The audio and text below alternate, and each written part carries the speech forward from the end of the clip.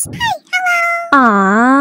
Aku Damelia dan aku akan membuat belajar kamu jadi lebih mudah dan happy. Ayo subscribe. Oke. Terima kasih. Enjoy videonya. Saya akan bahas mengenai frekuensi planning rules. Mengapa kita perlu mempelajari ini? Karena dalam komunikasi seluler itu kan penggunanya banyak, ya kan? Sedangkan frekuensinya terbatas. Nah, maka dari itu kita memerlukan frekuensi planning rules supaya bisa mengatasi frekuensi yang terbatas untuk bisa digunakan oleh pengguna atau user-user yang sangat banyak. Kemudian kita juga menghindari terjadinya interferensi. Nah, biasanya interferensi itu terjadi ketika user-user mengalami sebuah tabrakan gitu ya, tabrakan sebuah data. Nah, mengapa mereka mengalami sebuah tabrakan? Karena mereka menggunakan ARFCN yang sama, kemudian mereka juga menggunakan time slot yang sama gitu. Ketika si user hanya menggunakan ARFCN yang sama, maka belum tentu terjadi interferensi. Tetapi kalau misalnya dia menggunakan ARFCN yang sama dan juga time slot yang sama, maka terjadilah interferensi.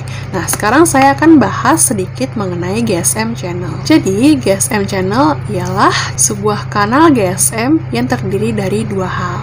Jadi, yang pertama ialah physical channel, kemudian yang kedua adalah logical channel. Jadi, ibaratnya seperti ini loh. Kalau physical channel ialah sebuah tempat gitu ya, atau media, misalnya sebuah kubus. Kemudian, untuk logical channel ialah sebuah isi di dalam kubus tersebut. Jadi, ini adalah raganya, misalnya ini adalah jiwanya gitu. Nah, kemudian physical channel dalam GSM itu terdiri dari AR, FCN, dan juga terdiri dari time slot. Jadi ini adalah media-media dalam GSM channel. Kemudian kalau logical channel itu terdiri dari dua hal ya. Jadi logical channel ialah sebuah sinyal-sinyal yang dikirimkan dari si user atau berupa traffic channel, atau bisa dikirimkan oleh si network atau berupa signaling channel. Di mana traffic channel itu akan berisi TCH, yaitu si user-usernya. Kemudian signaling channel itu akan berisi 3 sinyal ya teman-teman, 3 bentuk sinyal. Yang pertama ada namanya broadcast channel, kemudian ada control channel, dan juga ada dedicated channel. Nah, di dalam broadcast channel itu terdapat BCCH, FCCH, dan SCH. Lalu di dalam control channel terdapat RACH, AGCH, dan PCH. Lalu dedicated channel terdapat SDCCH, SACCH, dan FACCH.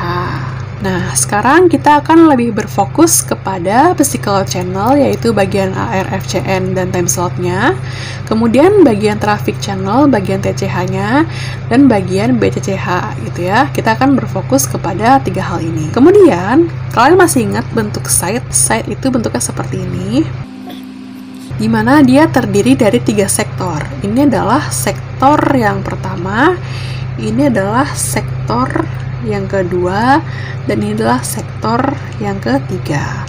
Nah, sektor-sektor ini akan dibagi-bagi ARFCN-nya. Dalam pembagian ARFCN itu terdapat rules atau peraturan, yaitu ARFCN itu minimal selisihnya 2. Mengapa harus selisihnya 2? Supaya dia tidak terjadi interferensi atau penggunaan ARFCN yang sama dan time slot yang sama.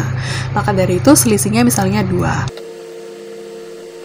Di dalam satu sektor itu terdiri dari ARFCN. Nah, karena dia selisihnya 2, maka ARFCN 0 akan dilanjutkan dengan ARFCN 2 gitu ya, pokoknya selisihnya 2. Kemudian di dalam ARFCN ini terdiri dari time slot. Nah, time slotnya itu akan dibungkus oleh yang namanya TRX.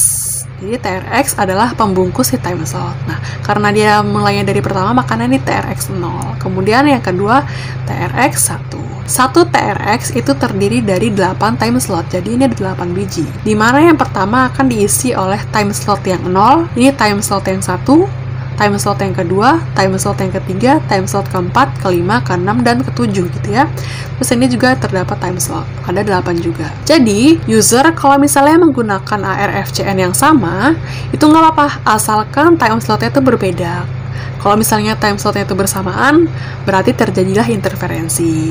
Di sektor 2 juga terdapat seperti ini. Dia terdapat ARFCN, misalnya dimulai dari angka 6 gitu ya. Kemudian ARFCN, karena selisih 2 berarti selanjutnya ialah 8, dan seterusnya. Ini juga dan seterusnya. Seterusnya itu berapa? Tergantung kapasitasnya. Terus di sini juga terdapat TRX 0 dan TRX 1, di mana masing-masing TRX ini akan mengandung 8 time slot. Yang sektor 3 juga sama, dia terdapat ARFCN, misalnya dimulai dari 11, maka yang selanjutnya ialah ARFCN, yaitu 13, dan seterusnya. Dan masing-masing ARFCN ini akan mengandung TRX berisi time slot ya teman-teman, dan time slot ada 8 biji. Oke? Paham ya nyampe sini ya? Oke, dalam media ini, dalam kanal ini akan dimasukkan sinyal-sinyal.